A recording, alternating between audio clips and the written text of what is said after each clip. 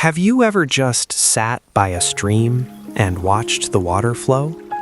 It feels peaceful, right? But it's not just a nice moment. Science shows it's actually healing your mind. Your brain is tired. All day it's working, thinking, worrying, doing tasks. But when you sit by a stream, something changes. The soft sound of water, the way it moves over rocks, it gently grabs your attention without effort. This gives your busy mind a break.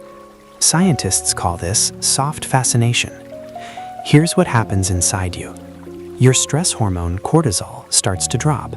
Your heart rate slows. Your brain waves shift to a relaxed state, like meditation. Just 10 minutes by a stream can make you feel calmer and think more clearly. Imagine you're lost in the woods. You're scared, tired, your mind races. What do experts say to do? Stop, sit, breathe, find water, like a stream, and just watch it. The rhythm helps you slow down. It brings you back to the present. In survival, a calm mind makes smarter decisions.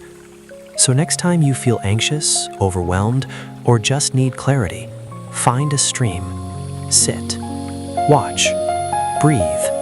Let the water help you reset. It's free, it's natural, and it's backed by science.